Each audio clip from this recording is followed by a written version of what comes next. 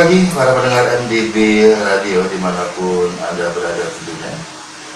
Hari ini saya kedatangan dua orang yang istimewa, yaitu Bapak Aceh dari Warta Pakuan dengan Ibu siapa Bu? Silakan diperkenalkan dirinya. Ya, nama saya Dr. Arsy Prasikala Saja. Saat ini Ibu bertugas di Dokter umum di Puskesmas Sindang Barang, Kota Bogor. Kota Bogor. Sudah berapa lama Bu di sana Bu? Kebetulan baru 1 tahun ini. Baru 1 tahun. Iya. Dan sebelahnya nih yang tadi saya sebut Bapak Aceh. Monggo silakan Pak Aceh. Baik. Selamat pagi Bu Dokter, Bang Agil dan juga para pendengar atau para pemirsa MDB. MDB. Iya. Jati diri dong. Oh iya. Dengan Cahyadi Hermawan atau paling sering disebut Kang Aceh. Kang Aceh. Iya, dari media online Warta Pakuan.co.id. Ya, demikian tadi para pendengar MDB Radio dimanapun Anda berada. Kita kedatangan dua orang istimewa. Yang pertama adalah Ibu Dokter. Beliau yang akan kita tanya-tanya ini dengan fokus pembicaraan pagi ini adalah tentang asma Bu ya. Iya. Khususnya yang ada di Kota Bogor. Jadi kenapa kita agak sedikit delay hari ini? Sebetulnya baru dimulai jam 10, tapi kita mulai saja karena ini tidak live dan tidak secara langsung. Dan bagi para pendengar MDB Radio dimanapun Anda berada, Anda dapat mendengarkan MDB Radio tentunya di mediadigitalbogor.com. Dan Anda pun akan dapat berinteraksi dengan kami melalui WhatsApp dengan nomor 0859 57 300 700 untuk bertanya tentang permasalahan asma di Kota Bogor. Dan sebelum kita lanjutkan wawancara atau pembicaraan hari ini, kita simak beberapa buah lagu. Oke, berlanjut lagi di media digital Bogor tentunya. Dan terima kasih bagi rekan-rekan pendengar MDB Radio dimanapun Anda berada, yang sebetulnya juga cukup aneh juga ya kalau Kota Bogor nih Bu ya, yang sudah mengikuti peraturan pemerintah tentang TKR ya, daerah lingkungan asap rokok, bebas asap rokok. Berarti kan asma di Kota Bogor seharusnya sudah nyaris tidak ada seharusnya. Tetapi untuk para pendengar MDB dimanapun Anda berada, mungkin Anda ingin mengetahui kira-kira apa saja sih yang sudah dilakukan puskesmas di mana Ibu Dokter ini bekerja tentang masalah tadi asma dari mulai awalan sampai akhir ke masyarakat seperti apa. Monggo Ibu dilanjut. Kita mulai dari penjelasan awal tentang apa itu asma dulu Ya, Pak asma ya. dulu. Ya, jadi asma itu adalah penyakit pada saluran pernapasan di mana terjadi hiperaktivitas pada bronkus. Bronkus itu adalah saluran pernapasan yang menghubungkan antara trakea, kemudian dia masuk ke dalam paru-paru. Ketika bronkus itu mengalami penyempitan, maka akan menimbulkan suara mengik yang menyebabkan pasiennya menjadi sesak. Jadi asma itu dapat terjadi ketika pasien mendapatkan paparan alergen, di mana alergen ini menyebabkan peradangan pada bronkus. Dia menyebabkan dia menyempit sehingga saluran udara terganggu, otomatis pasien akan mengalami sesak napas. Sesak napas ya. Ya, menimbulkan suara ngik-ngik biasanya. Oh, Iya. begitu. Itu awal mulanya seperti itu ya. Iya. Nah, seperti itu. sekarang gini Bu, kadang-kadang kan katanya kalau orang yang terkena asma itu tidak boleh dekat-dekat dengan cuaca dingin. Ini Cuaca Bogor loh dingin. Itu gimana menanggulanginya Bu?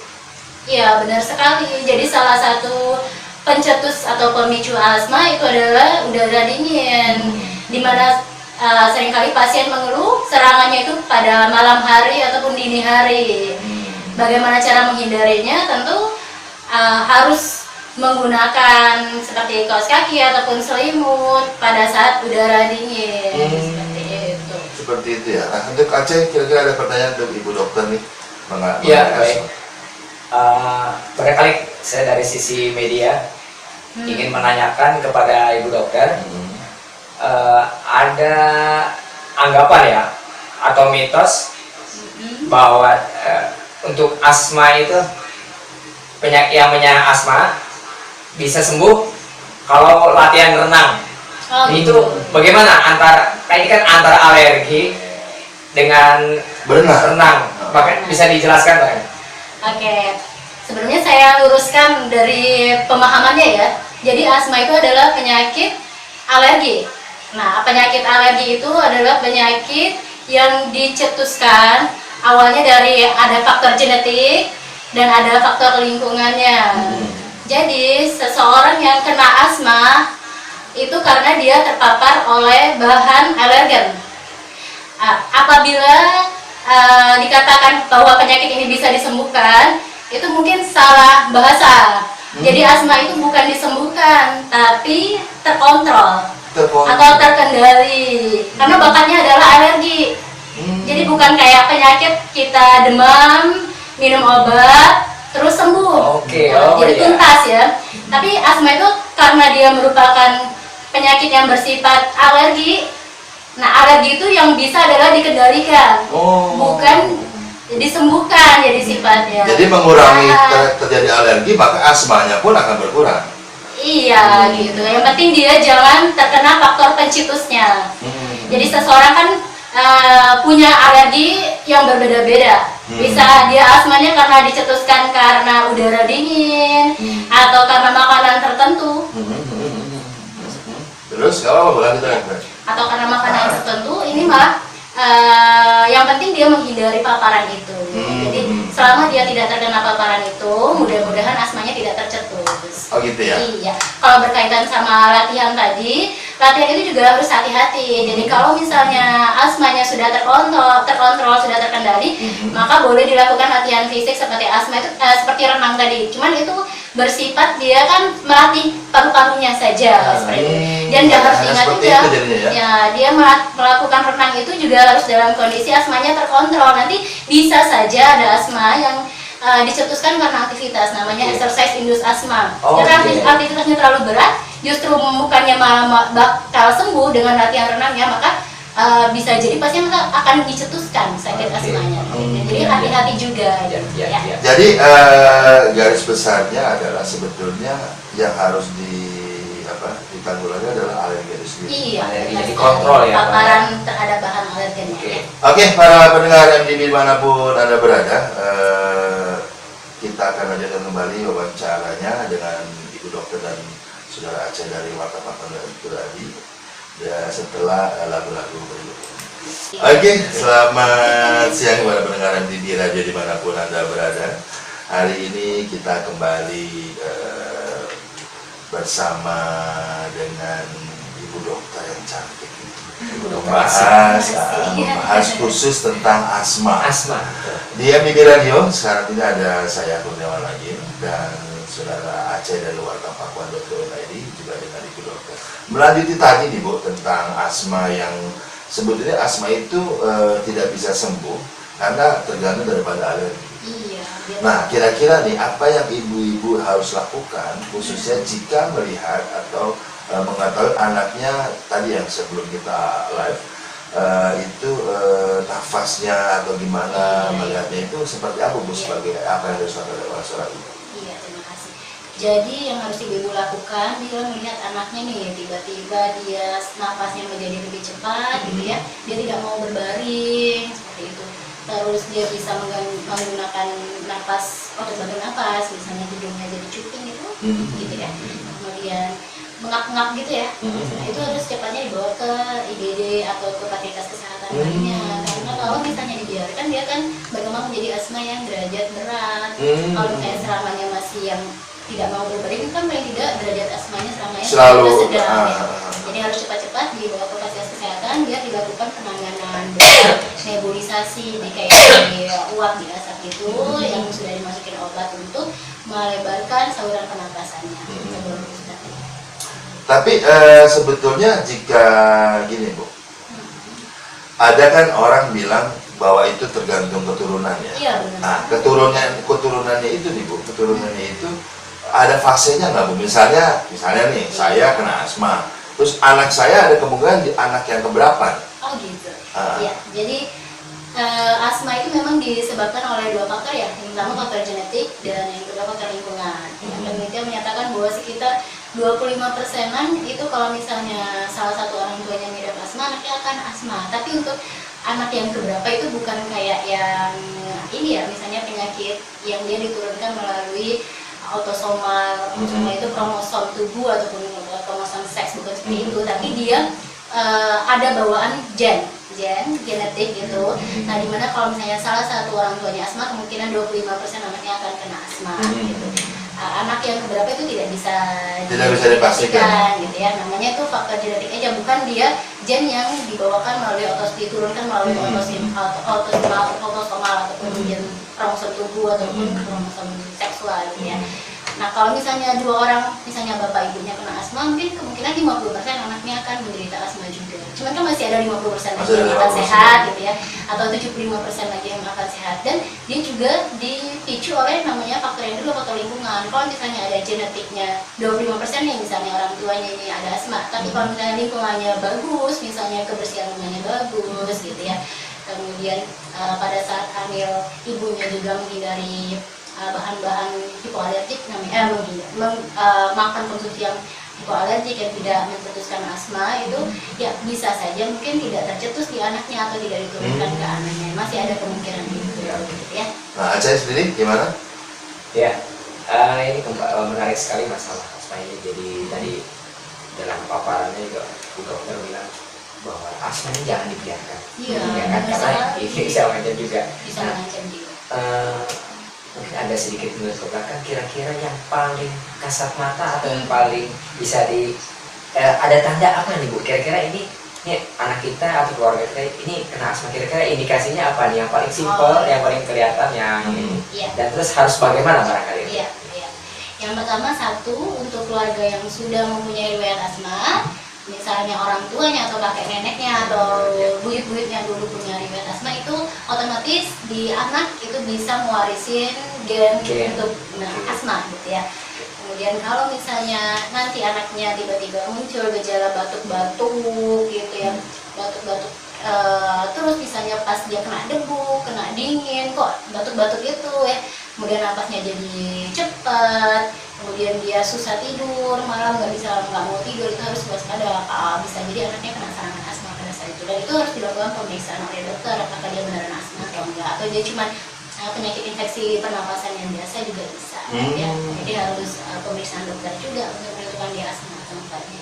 Nah, ada gini, saya potong Cek. Ada Bu, pada saat bayi itu anak saya juga masuk ke inkubator, di masker ya, untuk menghilangi reak dan segala macam pada tubuh. Iya. Itu juga termasuk obat untuk asma atau hanya apa ya? Jadi kan yang maksud Bapak adalah di nebulizer gitu ya.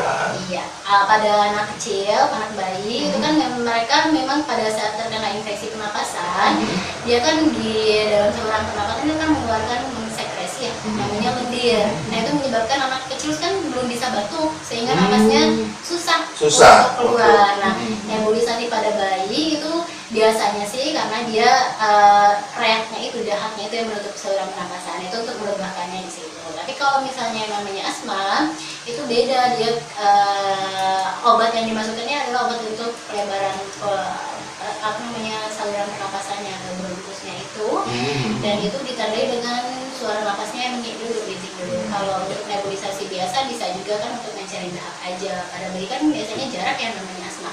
Nah, istilahnya beda, kalau bayi mah namanya bronkiolitis diffuse ya, namanya gitu ya. Atau cuma untuk melegahkan aja juga bisa gitu. Nah, seperti itu. Nah, untuk di Kota Bogor nih Bu, puskesmas mana yang kira-kira bisa menangani yang taruhlah dari mulai tahap awal sampai akhir? Kalau untuk puskesmas mana sih saya kurang tahu, yang jelas kalau misalnya puskesmas yang sudah ada perawatan 24 jam, IGD 24 jam itu mudah-mudahan sih dia sudah punya alat nebulisasi ya, nebulizer untuk penanganan awal pasien yang terkena sama asma. Atau kalau misalnya pasien yang sudah terkena asma, punya riwayat asma, itu harus siap selalu yang namanya inhalernya yang berisi. Oh, langsung mereka memang sebetulnya harus ada ya? Harus punya itu, karena ketika serangan asma terjadi itu kan bisa digunakan sampai 4 kali bahkan di rumah sebelum dibawa ke IGD. Misalnya setelah 4 kali pemakaian kok tidak membaik, berarti kan derajat asmanya mungkin berat ya. Jadi harus ke fasilitas kesehatan untuk penanganan lebih lanjut. Jadi sebetulnya sih kewajiban dari puskesmas itu harus memiliki alat-alat itu sendiri ya. Iya. Nah, ini kita nanti sudah para pendengar MDB Radio nanti kita bongkar tuntas. Apakah pemerintah Kota Bogor memang konsen terhadap puskesmasnya? Kita simak setelah lagu-lagu berikut. Ya, masih bersama MDB Radio, para pendengar MDB Radio dimanapun Anda berada. Seperti biasa, Anda pun dapat menyaksikan MDB Radio melalui beberapa website yang sudah bekerja sama dengan Forum Pimpinan Media Digital Bogor seperti bogornews.com, wartapakuan.co.id, fokusbogor.com, mediakurniawan.com, media digital Bogor tentunya, dan Anda pun dapat mendownload aplikasi app kami dan iOS-nya juga sudah ada. Saat ini Anda tinggal pilih masuk ke mediadigitalbogor.com. Anda yang menggunakan fasilitas Android silakan mendownload APK dan iOS-nya pun sudah ada. Dan kembali lagi nih kepada Ibu Dokter, khususnya bagian masyarakat yang kini keluarganya terkena asma, mungkin juga ingin tahu bahwa sejauh mana dari sebelum kita break, pemerintah Kota Bogor ini memfasilitasi puskesmasnya dengan fasilitas yang khususnya untuk asma. Kira-kira Ibu sebagai dokter di puskesmas Ibu, ya kan, apakah dapat menanggulangi penyakit yang golongan A, B, atau C, atau yang sudah kronis? Kira-kira puskesmas Ibu mampu nggak menangani itu, khususnya untuk asma? Silakan Ibu. Iya. Jadi untuk asma sendiri kita sudah punya alat nebulisasinya. Cuman yang terkendala sih memang di ininya, di obat untuk pelegaknya itu yang kadang-kadang tidak ada inhaler, bukan inhaler ya, yang ampul Ventolin ya namanya ya. Ventolinnya itu yang tidak ada, kadang-kadang kosong seperti itu. Cuma kalau sudah alat nebulatornya sih kita punya. Ada ya. Jadi kalau kira-kira menurut pandangan media massa di Bogor nih, khususnya Warta Pakuan yang saya tahu sudah cukup lama di Bogor ini, Ya. karena tadi asma ini menyangkut alergi, berarti kan konotasi adalah kebersihan. Bagaimana sih tingkat kebersihan Kota Bogor nih menurut Acai sebagai salah satu owner media digital di Bogor ini? Baik, ya kalau untuk bicara keseluruhan, saya pikir upaya atau effort ya dari pemerintah Kota Bogor melalui dinas-dinas terkait, baik itu dinas kesehatan, dinas kebersihan itu secara global, majority itu mereka sudah sangat baik, sudah on the track ya. Dalam arti bicara policy, wali kota dan jajarannya yang terakhir sudah sudah. Nah, hanya memang ini kita harus juga open minded, harus terbuka. Jadi harus terbuka untuk kritik juga, bukan untuk nyinyir, ya, bukan untuk ngejelek-jelekin. Jadi tidak membangun lah. Iya, tidak mengatakan mereka tidak bekerja, bukan begitu. Tapi barangkali ada yang belum sempurna, ada yang ini. Karena di beberapa wilayah Bogor ini juga cukup padat. Kalau tidak salah juga Bogor ini juga kan dalam beberapa tahun terakhir ini kita mendapat limpahan perluasan wilayah dari kabupaten. Jadi baik itu juga Kota Bogor. Jadi harus juga mereka katakanlah dipantau juga di Bogor, maupun yang di perkotaan yang memang selama ini existing sudah memang Kota Bogor tapi sangat padat di wilayah Bogor Tengah, ya itu juga harus pemukiman. Betul. Jadi harus ada, saya pikir upaya ini never ending goals ya, jadi nggak pernah ada beresnya, jadi nggak pernah ada puasnya.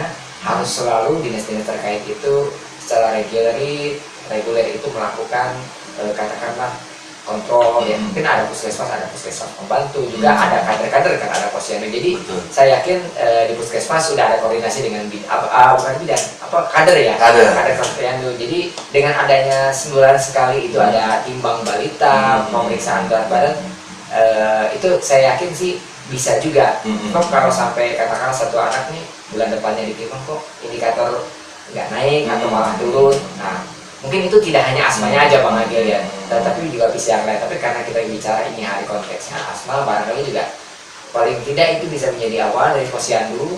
Hanya memang perlu barangkali lebih kalau terkait kasus asma ini awareness daripada si posyandu ini, si kader-kadernya ini barangkali bisa lebih, mungkin bisa khusus nanti Dinkes, mungkin bisa diinisiasi juga oleh kita nanti bukan habis lebaran kita akan turun berjalan. Khusus jadi khusus untuk kita bicara asma, saya luar biasa pagi ini. Jadi ini apa ya, dibilang kok kayaknya yang biasa, tapi setelah Bu Dokter tadi sampaikan, saya pikir ini kita juga menghadapi masalah yang serius.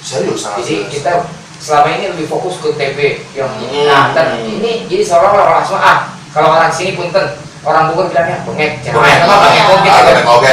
itu ya memang betul Bu, tapi kan itu harus direspon. Jadi luar biasa sekali pagi ini Bu Dokter Asih dari Puskesmas Sinambarang sudah berkenan hadir. Mungkin follow up dari sini kita MDB, juga dari Jemprit tentunya dengan Dinkes ya, dengan kayaknya gerakan-gerakan yang lain kan vitamin A, kaki gajah sudah. Saya pikir untuk asma harus juga. Betul. Mungkin kita gitu. Seharusnya harus ada juga. Oke, kembali ke Ibu nih. Di Sinambarang sendiri, Puskesmas sendiri di Sinambarang ini fasilitas apa sih yang kira-kira yang wajib diketahui masyarakat Bogor pada khususnya? Mungkin selain asma tadi, mungkin fasilitas untuk rawat inapnya kah, atau untuk bersalinnya kah? Apakah di rumah sakit di Puskesmas Sinambarang ini ada? Ya, untuk Puskesmas Sinambarang sendiri kan memang puskesmas rawat inap persalinan. Jadi khusus yang 24 jam itu adalah persalinannya. Jadi kalau misalnya ada ibu-ibu yang wilayahnya kebetulan dekat dengan Puskesmas Sinambarang, itu bisa kalau misalnya udah mendekati waktu melahirkan, bisa melahirkannya di Puskesmas Sinambarang. Karena 24 jam siap siaga dan di sana. Nah, untuk Aceh nih, sebagai media nih, kira-kira nih Aceh, informasi tentang puskesmas itu terbuka nggak sih ini dari Dinas Kesehatan kepada media atau kepada masyarakat, atau tanda kutip apa yang sudah dikerjakan oleh Dinas Kesehatan sudah memberikan informasi yang baik atau tidak? Ya, saya pikir sejauh ini sih sudah cukup bagus ya, dari Dinkes melalui pamflet juga kegiatan-kegiatan, hanya barangkali intensitas kalau menurut saya ya. Jadi punten barangkali kalau di Dinkes saya kurang begitu paham apakah mungkin terkait dengan anggaran atau sebagainya, tapi saya pikir kalau dari kami dari sisi media barangkali lebih banyak, lebih sering, lebih intens, saya pikir lebih bagus lagi ya, karena barangkali juga sekarang kan udah zamannya digital ya, jadi sangat mungkin bisa menyesuaikan lah Dinkes itu untuk pariwara baik itu di luar maupun syarat-syarat seperti tadi Ibu sampaikan bahwa persalinan 24 jam bisa di Puskesmas Sinambarang. Nah ini kira-kira selain untuk perawatan, kira-kira kan tentu itu juga ada persyaratan. Kata-kata yang paling menjadi perbincangan adalah konsep kita semua adalah pasien yang menggunakan BPJS. Nah tentu seperti apa? Nah walaupun kita tahu misalnya bisa 3 kali 24 jam, nah tentu akan lebih indah tadi seperti kita ngobrol juga kalau masyarakat lebih aware Bang dari awal bahwa paling tidak BPJS-nya harus aktif. Jadi jangan begitu mau ngelahirin udah pas udah melahirkan baru diurus, dibayar dendanya. Jadi kan itu dalam arti gini, jangan saya bukannya ngebela Dinas Kesehatan, tapi kewajiban kita. Jadi kalau hak dan kewajiban kalau kita sudah itu kan akan enak sekali ya. Jadi tidak ada yang dipersulit setahu saya, memang tidak ada, karena saya pernah mengalami membawa bibi adiknya ibu warga Semplak itu dulu waktu itu masih karya bakti belum RSUD segitu, itu kan masih swasta kan waktu itu pendarahan ya, jadi persalinan. Jadi alhamdulillah datang ke karya bakti waktu itu langsung dirawat dulu, dan dengan sangat ramah petugas adminnya bilang, Pak ini keluarganya siapa, ini pasien kita rawat karena pendarahan, silakan ini tenang saja kita rawat, tetapi karena ini BPJS-nya tolong diurus, ini bisa ada 3 kali 24 jam, jadi tolong. Nah jadi minta ke SKTM waktu itu ya, RT RW tolong diurus. Nah jadi alhamdulillah, jadi memang secara regulasi sudah. Nah jadi tapi memang tidak semua juga rumah sakit yang begitu, ada juga yang adminnya judes, Mungkin itu lebih kepada kalau SOP sih Personal, lebih personal, personal ya. personal masing-masing. Ya, bagaimana mereka lebih melayani gitu. Jadi kalau di puskesmas bisa lebih menjiwai seperti itu, kan ini ibadah ya, ladang Betul. pengawalan yang luar biasa. Betul. Jadi pendidikan dan kesehatan itu adalah ladang amal, insya Allah seperti itu. Oke, para pendengar MDB Radio dimanapun Anda berada, kita akan lanjut lagi obrolan kita, bincang kita di pagi hari dengan Ibu Dokter dan dari pihak media Warta Pakuan. Dan tentunya ke depan kita akan bertanya-tanya nih kepada Ibu, kunci-kuncinya bagaimana kita agar terhindar dari asma. Dan tetap stay tune di MDB Radio bersama MDB Radio tentunya. Oke, kembali lagi bersama MDB Radio dengan saya Kurniawan Agil dan Ibu Dokter cantik dan tentunya Kang Aceh Dewata Pakuan. Ya. Tetap bersama MDB Radio di bincang-bincang sehat pagi ini dengan Ibu Dokter yang bertugas di Puskesmas Sinanggar.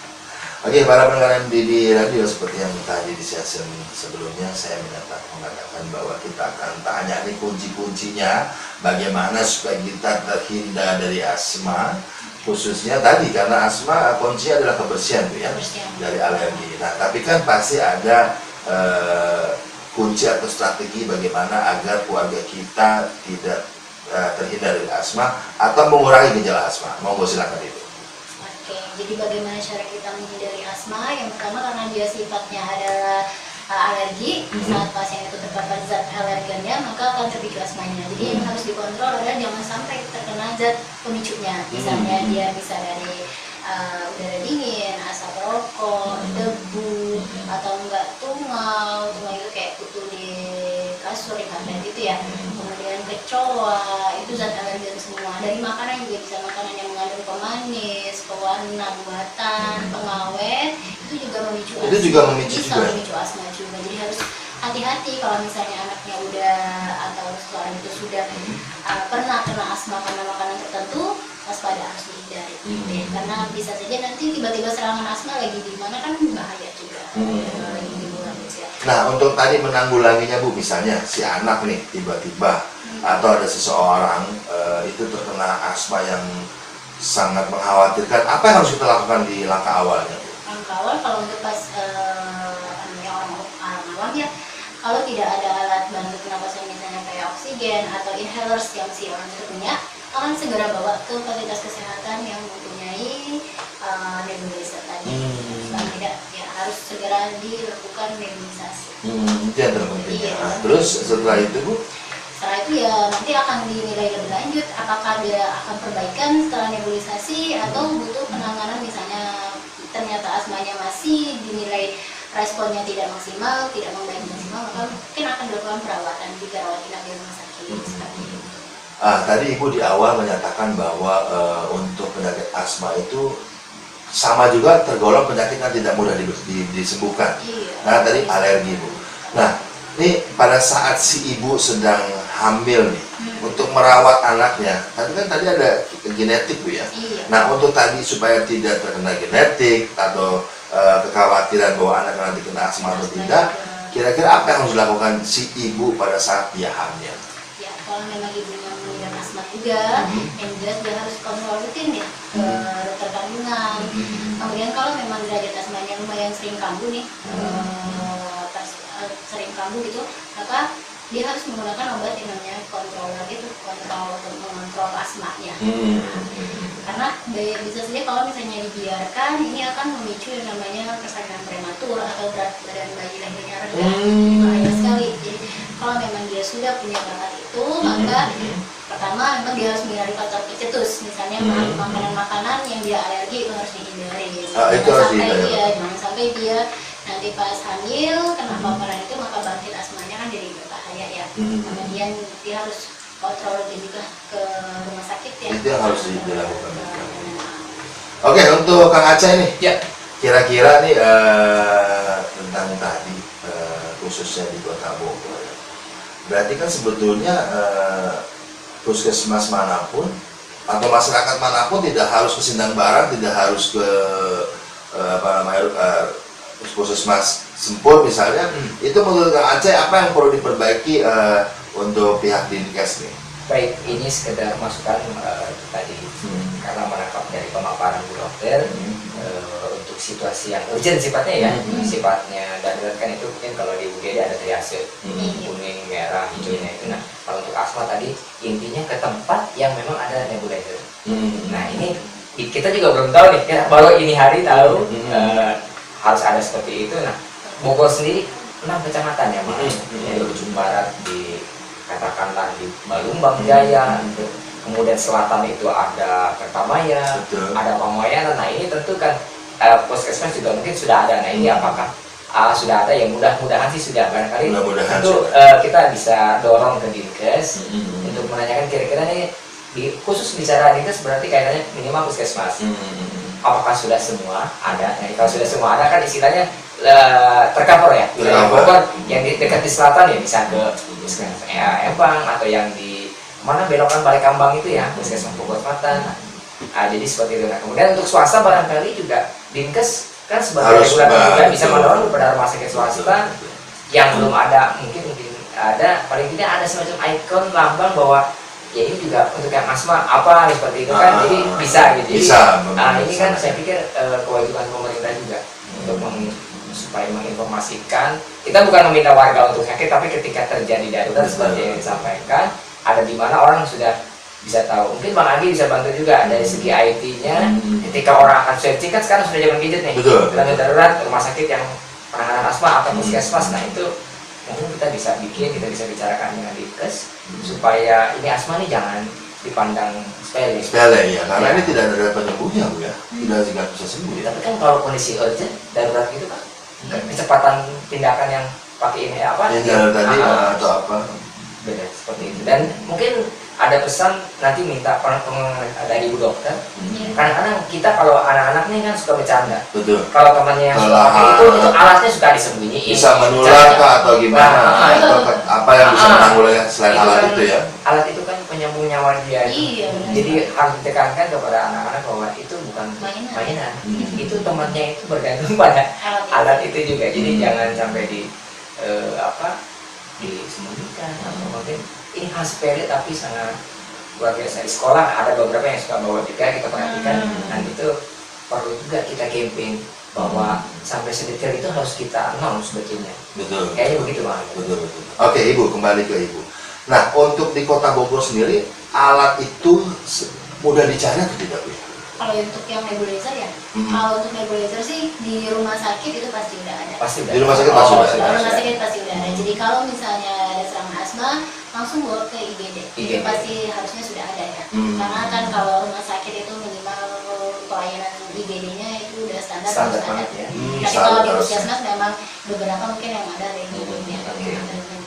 Nah kalau inhalernya tadi, inhaler itu sendiri kayaknya kan di setiap apotek pasti ada Ibu ya.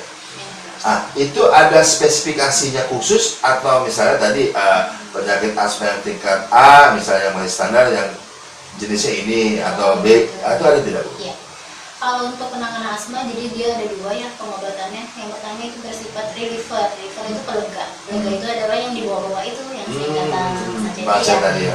Inhaler itu sebagai pelega. Jadi kalau misalnya ada serangan asma dia pakai pelega itu inhaler itu.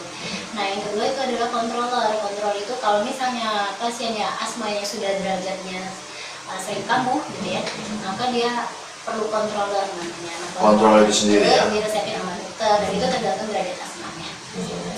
Nah ini kadang-kadang kan kita sebagai orang awam Kang Aceh ya. Inhaler ini itu bisa menjadikan kita ketagihan atau gimana nih Bu? Jadi supaya masyarakat tahu juga jangan sampai nanti istilahnya anak saya tadi pakai inhaler malah jadi seperti ketagihan seperti itu Bu. Iya perlu dipahamin ya. Jadi itu bukannya ketagihan, nanti kalau dibilang ketagihan ibunya malah nggak mau ngasih anaknya ya. Betul. Pas lagi serangan asma, aduh jangan dong. Jangan ketagihan. Padahal anaknya butuh itu. Nanti kalau misalnya dia nggak pakai itu malah justru bisa berkembang asmanya jadi yang awalnya tadi derajatnya ringan bisa ke derajat sedang, bisa ke derajat berat, bisa ancaman gagal napas, malah berbahaya sekali, bisa kematian ya. Jadi yang harus dipahami adalah inhaler itu adalah pengobatan yang memang dibutuhkan pada pasien yang sedang terkena serangan asma. Dan memang harus dilakukan kalau misalnya ada pasien tanaman asma harus diberikan itu dulu. Kalau memang punya ya di rumah atau yang pasiennya bawa itu harus dikasih dulu paling tidak 3 sampai 4 kali. Kalau memang asmanya tidak berkurang, tidak terkontrol juga boleh dibawa ke fasilitas kesehatan. Oke, para pendengar MDB Radio dimanapun Anda berada, kita masuk nanti pada sesi akhir. Kita ingin bahwa Ibu Dokter ini memberikan informasi yang di akhir acara ini yang benar-benar bagaimana kita masyarakat Kota Bogor dapat terhindar atau jauh dari terjangkitnya asma. Masih tadi MDB Radio bersama saya Kurniawan Agil dan Kang Aceh dari Warta Pakuan. Simak terus dan jangan kemana-mana. Nah, masih bersama MDB Radio bersama saya Kurniawan Agil di sini dengan Ibu Dokter cantik dari Puskesmas Sindang Barat dan Kang Aceh dari wartapakuan.co.id. Seperti yang saat tadi saya katakan bahwa ini adalah session pamuncak, puncaknya atau andalannya. Biasanya yang kita undang kembali itu kita tanya atau kita apa sih harapannya untuk Puskesmas Sindang Barat dan apakah harapannya untuk pemerintah Kota Bogor dan apa sih harapannya untuk Dinas Kesehatan Kota Bogor khususnya tentang penanganan atau informasi asma ini sendiri. Monggo Ibu Dokter dilanjut. Ya, untuk pemerintah Kota Bogor mungkin alat imunisasi ya, itu paling tidak sudah disiapkan di masing-masing puskesmas, karena kan bisa jadi pasien yang datang ke tempat kita itu di puskesmas adalah pasien yang punya bakat asma, nanti dia ngantri lama-lama kemudian kena serangan asma. Kalau misalnya puskesmas tidak punya alat itu maka akan repot sekali gitu mengatasinya. Paling tidak ada oksigen lah, oksigen juga bisa jadi peran pelaksanaan awal, tapi kan juga butuh yang namanya nebulizer tadi yang tadi.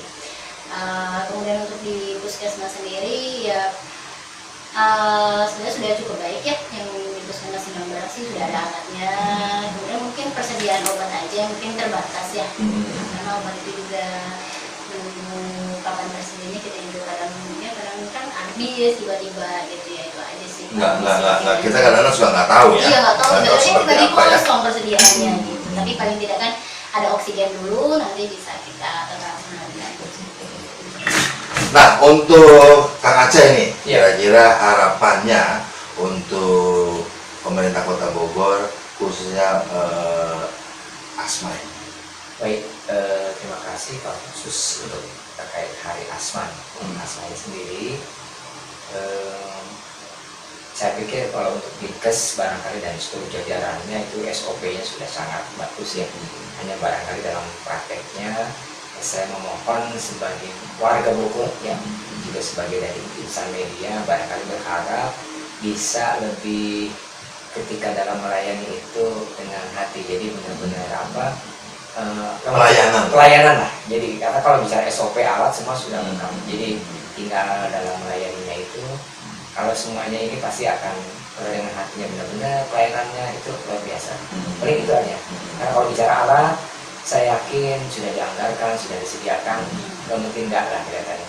Yang barangkali juga pendukung, kan bukan hanya dokter, tapi puskesmas itu ada juga tenaga administrasinya ketika pendaftaran apa semua.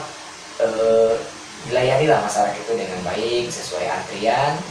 Jadi kalau memang pakai antrian ya pakai antrian, jangan ada yang kenal Langsung dilayani yang nggak yang kenal. Jadi karena ada beberapa ya, zaman dulu banget ya ini. Jadi ini bukan kata orang, bukan hoax, saya mengalami sendiri, tapi saya nggak usah sebut ya sudah. Ini masukan, jadi istilahnya karena jadi terleng ya, kalau bahasa ini terleng tuh langsung. Nah jadi jangan seperti itu dulu ya, dulu nggak sekarang, dulu nah sekarang lebih baik. Terus kedua mesti someah, kalau masih mesti ramah. Jadi jangan judes, jadi jangan jutek lagi ini kan jam kerja itu kalau misalnya sampai jam 12 atau sampai jam 1 ya berarti kan masih bisa. Jadi jangan sampai ketika orang yang sakit datang jam 12, Bapak atau Ibu kunaon datang jam sakit, kenapa datang jam segini? Ya namanya sakit kan. Nggak bisa. Nah jadi kalau memang masih buka ya buka, kalau udah tutup ya tolong itu jangan begitu. Nah sekarang ini di era sosmed, di era ini saya menghimbau, khawatir namanya masyarakat beda-beda. Kalau saya sih diem aja karena memang lagi sakit butuh pertolongan, jadi udah diem aja. Tapi kalau orang lain barangkali khawatir direkam apa, jadinya viral kan nggak bagus ya. Misalnya puskesmas X, judes, nah itu kan remeh. Remeh ya. Tapi kan jadinya ke pelayanan. Ke semua akhirnya kena Semua sama kan, puskesmas. padahal kan tidak semua seperti itu. Mungkin di puskesmas itu pun tidak semua. Hanya ini hanya sekedar masukan, bukan berarti semua itu enggak. Ini hanya mengingatkan bahwa fungsi pelayanan di puskesmas itu sangat sangat mulia. Apalagi di bulan Ramadan ini itu akan yang khususnya yang petugas medis yang beragama Muslim tentu akan menjadi pahala yang berlimpah.